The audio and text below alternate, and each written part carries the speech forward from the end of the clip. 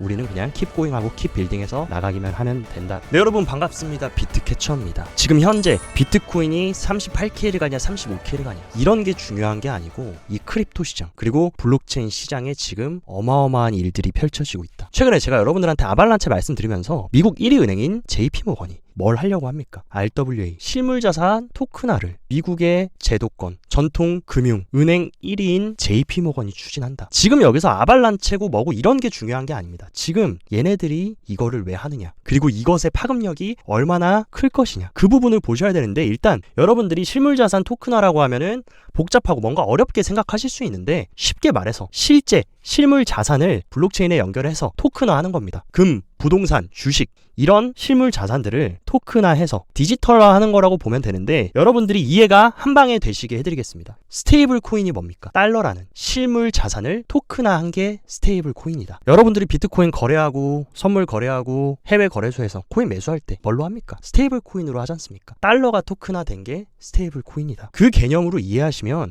이 RWA가 어떤 개념인지 정말 쉽게 감이 잡힐 건데, 지금 이 RWA가 왜 중요하냐? 시장 상승을 견인하고 있는 블랙록의 CEO 레리 핑크가 실물자산 토큰이 시장의 차세대 혁신 기술이다. 결국 지금 시스템에서 디지털로 가야 되는데 거기에 핵심 기술이 RWA 실물자산 토큰화라고 레리 핑크도 얘기를 해줬고, 실제로 이미 블랙록은 JP모건과 토큰화된 담보 네트워크 TCN에서 실제 토큰화를 통해 가지고 거래를 하는 거를 이미 실험을 하고 있다. 그래서 최근에 어떤 소식이 있었습니까? JP모건이 블랙록에 토큰화된 주식을 성공적으로 거래 도입했다. 그래서 블랙록에 있는 토큰화 주식을 어디로 보냈습니까? 영국의 은행인 바클레이로 전송하면서 파생상품 거래에서 담보자산으로 실제 사용을 했다. 그래서 RWA가 지금 그 어느 때보다 가까워지고 있고, 향후에 미래에 어떻게 됩니까? 부동산이나 금이나 주식 이런 것들도 전부 다 디지털 토큰화되는 그런 흐름으로 가고 있다라는 것입니다. 심지어 JP모건의 크립토 플랫폼인 오닉스 보고서에서도 대놓고 얘기하고 있습니다. 자산관리의 부의 비례. 그러니까 결국에 지금 시스템, 이 낡은 금융 시스템은 전부 디지털로 바뀔 건데, 그 핵심 중심에 제가 강조드렸던 RWA가 있다. 이번 상승 사이클의 메타는 RWA, 실물자산 토큰, 이것에 브릿지를 해주는 기업들을,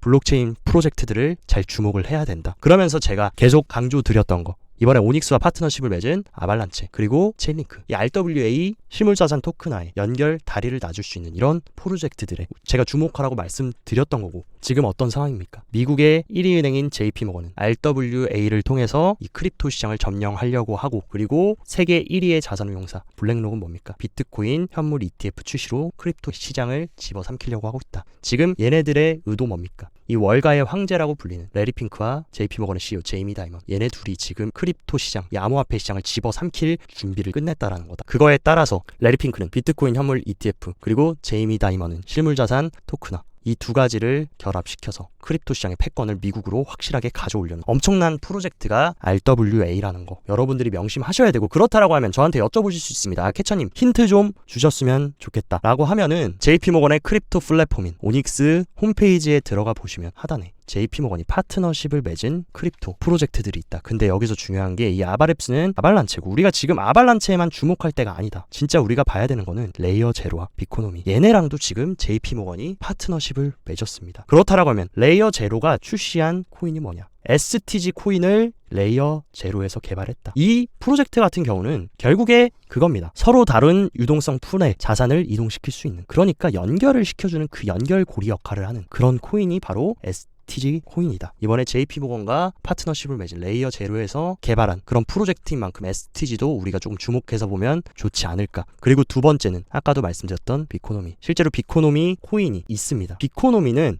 비코라고 이미 탈중앙화 애플리케이션 디앱에서 사용자의 온보딩 및 트랜잭션 경험을 목표로 하는 멀치체인 리레이어 프로토콜이다. 결국에 이것도 앞의 맥락이랑 똑같습니다. 프로젝트와 프로젝트, 네트워크를 연결해주는 브릿지 역할을 하는 그런 코인들이 우리가 주목해야 되는 RWA 섹터 코인들이라는 겁니다. 그렇기 때문에 여러분들이 아발란체뿐만이 아니라 JP모건이 파트너십을 맺은 프로젝트들도 잘 살펴보시면서 찾아보면 우리가 어디에 투자를 해야 되고 프로젝트에 대한 힌트들이 나와 있으니까 이런 부분도 잘 명심하시면 좋겠다. 그리고 지금 홍콩은 어떤 상황입니까? 홍콩, 싱가포르 지금 5조 달러 토큰화 시장 경쟁 본격화. 이미 중국도 아는 겁니다. 이 토큰화 시장 향후에 가장 큰 혁신이자 디지털 패러다임이 될 것이라는 거. 돈 냄새 잘 맡는 중국 너무나 잘 알기 때문에 지금 본격적으로 진입하고 있다. 그리고 싱가포르는 실제 지금 JP모건과 함께 하고 있기 때문에 전 세계에 엄청난 자금들이 RWA 시장으로 몰려들 수밖에 없는 그런 환경이 조성이 됐다라는 것입니다. 그리고 지금 중국 같은 경우는 이번 상승장 초입에서 본격적으로 진입을 하려고 만발의 준비를 기관 차원에서부터 정부 차원에서 준비를 하고 있는 것으로 보입니다. 이 푸트홀딩스 얘네가 뭐냐? 그러니까 한국으로 따지면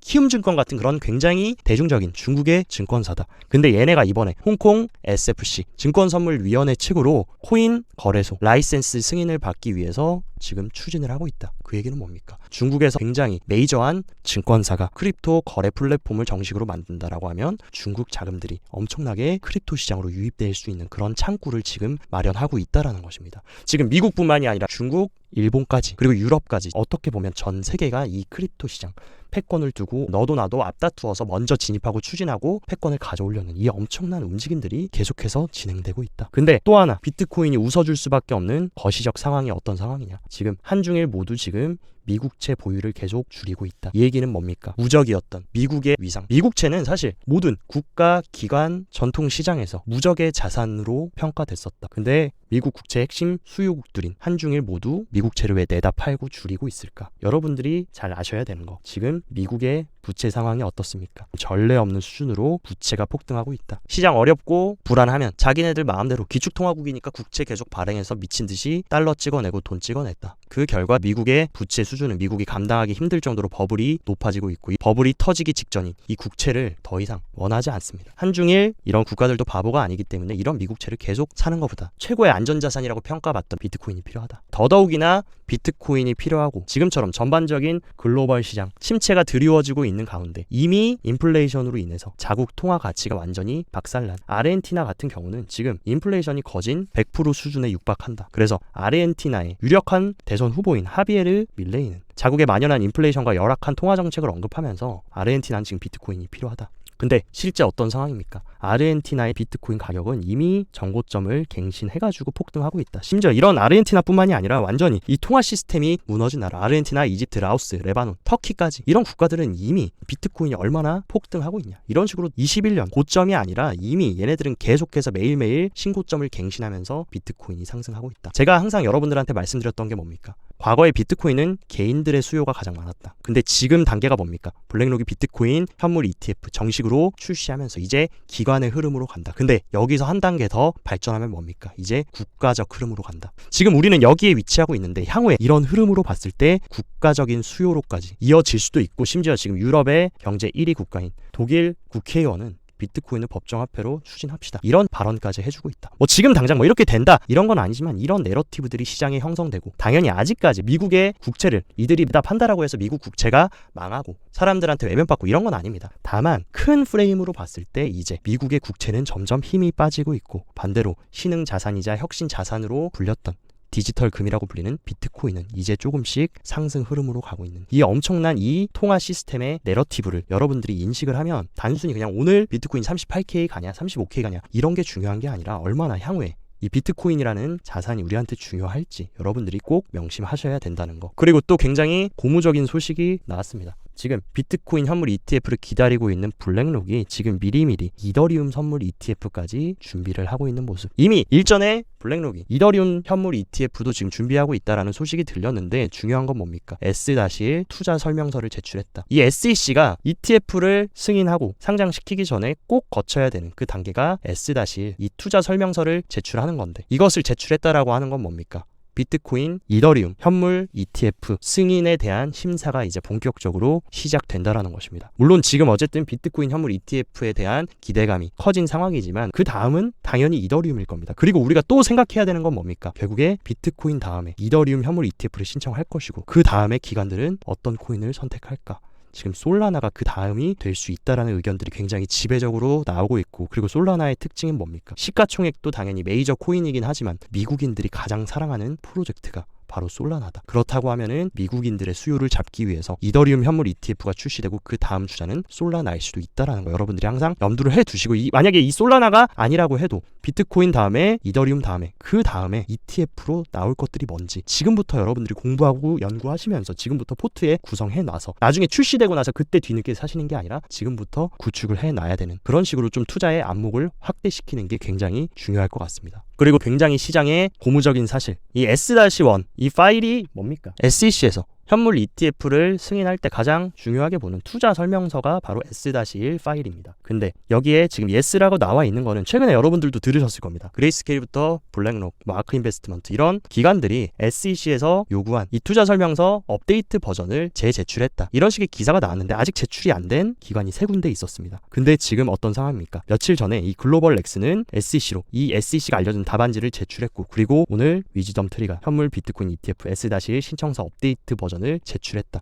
그로써 지금 어떤 상황입니까? 지금 위즈덤 트리도 제출해서 예스로 바뀌었고 마지막으로 제출해야 되는 기간 바로 프랭클린 템플턴만 남았다. 제가 봤을 때 이 프랭클린 템플턴까지 만약에 SEC가 알려준 답안지대로 투자 설명서를 업데이트해서 제출하면 신청한 모든 기관들의 S-1 파일이 예스로 바뀌는 건데 그때가 아마 비트코인 현물 ETF가 출시가 매우 가까워지는 시기가 아닐까. 그래서 신청한 모든 기관들이 다 예스로 바뀌기 전까지 그때까지는 조금 지켜봐야 되고 지금 가장 빨리 남아있는 게 11월 17일 그리고 11월 21일에 어쨌든 간에 몇몇 기관들의 심사가 있지만 이때까지 만약에 제가 봤을 때 프랭클린 템플턴의 수정본이 제출되지 않는다면 밀릴 가능성이 굉장히 크다. 그리고 밀리면 어디로 갑니까? 1월로 가고 1월에 가장 많은 기관들의 세 번째 데드라인이 있고 그리고 가장 중요한 파이널 데드라인 이게 1월 10일 바로 아크 인베스트먼트 캐시우드가 기다리고 있다. 어쨌든 간에 이때 만약에 깜짝 승인되면 좋지만 안 돼도 상관없습니다. 어차피 결판은 1월 10일 전에 난다. 그러니까 그 전까지 제가 항상 말씀드리는 거 우리는 그냥 킵 고잉하고 킵 빌딩해서 나가기만 하면 된다라는 거 여러분들이 명심하시고 그리고 몇 가지 고무적인 온체인 데이터도 확인을 해보자면 비트코인 트랜잭션 수수료가 지금 역대급으로 또 급증하고 있는데 이런 패턴은 언제 보였습니까? 과거에 이런 상승장에서 이 트랜잭션이 급증하는 모습을 보여줬다. 그 얘기는 뭡니까? 트랜잭션이 급증한다라는 거는 상승장의 초입 시그널이라고 우리가 해석을 할 수 있고 특히나 이 엄청난 트랜잭션이 언제 일어났냐? 본격적으로 10월, 11월에 엄청난 트랜잭션이 일어났다. 제가 봤을 때 이 트랜잭션은 아마 비트코인 현물 ETF 승인을 준비 중인 기관들이 빠르게 준비의 단계를 거치고 있는 것이 아닌가. 또 그리고 우리가 알아야 되는 거 채굴피가 올라가면 웃게 되는 건 누굽니까? 결국에 크립토 시장 채굴에 가장 많은 투자를 한 것도 미국의 전통 월가 금융 엘리트들입니다. 얘네들이 이미 지금 비트코인 현물 ETF부터 RWA 실물자산 토큰화 시장까지 크립토 기술, 블록체인 기술을 두고 다 삼키려는 큰 그림을 그리고 있다라는 거. 그리고 또한 재밌는 게 뭡니까? 크립토 거래소의 비트코인 보유량이 엄청나게 빠지고 있다. 그 얘기는 뭡니까? 누군가 거래소에서 비트코인을 매수해서 개인 지갑이나 수탁 서비스로 이동한다. 근데 이런 움직임을 보이는 건 누굽니까? 기관들, 고래들. 그리고 비트코인 현물 ETF와 선물 ETF의 차이가 뭡니까? 비트코인 현물 ETF는 실제 이 ETF를 출시한 기관들이 현물 비트코인을 보유를 하고 있어야 된다. 그렇다라고 하면 얼마나 많은 물량들이 얘네들이 매집하고 거래소에서 사가지고 본인 지갑으로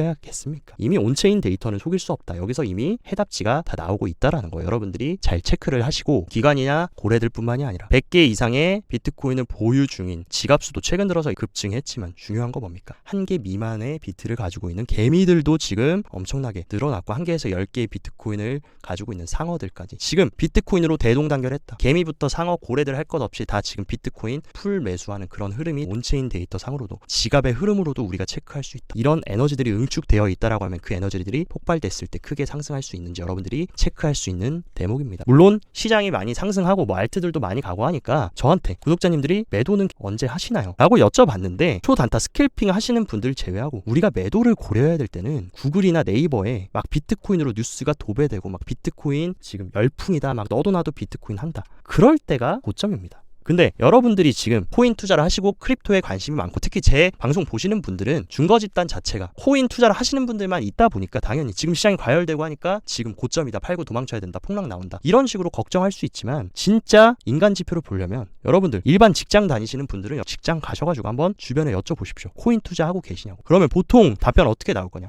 코인 망하지 않았어? 그거 사기 아니야? 누가 요즘 코인해? 이런 반응이 지금 80%에서 90%다. 진짜 우리가 매도를 고민해야 될 때는 뭡니까? 코인 안 하면 바보 취급받고 그냥 벼락거지 소리 듣고 사돈의 팔촌까지 다 업비트 계좌 만드는 법 물어보고 구글 트렌드에 막 비트코인 키워드 검색으로 도배될 때 우리는 이때 매도를 고려를 해야 된다. 저도 8년 동안 크립토 시장에 있으면서 상승장 하락장 두 번 경험하면서 느낀 거는 매수는 분명 기술입니다. 매수는 기술이지만 매도는 예술이다. 그리고 매도할 때는 기본적 분석, 기술적 분석 이런 것도 중요한데 심리 분석이 진짜 제일 중요하다. 사는 것도 중요하지만 어떻게 파느냐가 여러분들 부의 퀀텀 점프를 3배 할 건지 5배 할 건지 10배 할 건지가 매도에 달려있다. 우리가 진짜 매도를 고려해야 될 때는 내 앞에 몇백 명이 줄을 서 있을 때 이런 흐름이 비춰지고 여러분들이 지하철 버스 탔는데 10명 중에 3, 4명이 업비트 창 켜놓고 비트코인 올라가는 거 지켜보고 있을 때 우리는 조용히 이때 샀던 비트코인 얘네들한테 조금씩 넘겨주면서 팔고 나오면 된다. 이 부분은 정말 크립토 시장에 어떻게 보면 진리라고 볼 수 있기 때문에 이 부분은 여러분들이 꼭 명심하셨으면 좋겠습니다. 그래서 지금 결론은 뭡니까? 비트코인 조금 올랐다고 이 헐값의 비트코인 이런 고래들 입에 꿀맛으로 넣어주실 게 아니라 얘네보다 얘네 머리 꼭대기 위에 올라가서 얘네들이 항해하는 거 편안하게 지켜보면 된다. 이 부분 꼭 명심하셨으면 좋겠습니다. 오늘도 영상 시청 진심으로 감사드리고 영상 도움됐다 하시면 좋아요, 구독 눌러주시고 더 자세한 투자 전략이나 디테일한 트레이딩 정보는 영상 하단 고정 댓글에 제가 직접 운영하는 텔레그램방 링크 활짝 열어놨습니다. 이쪽으로 내용 참고하셔서 구독자님들 성공적인 투자 계속해서 이어나가시길 바랍니다. 모두 즐거운 주말 보내시고 여기까지 비트캐쳐였습니다.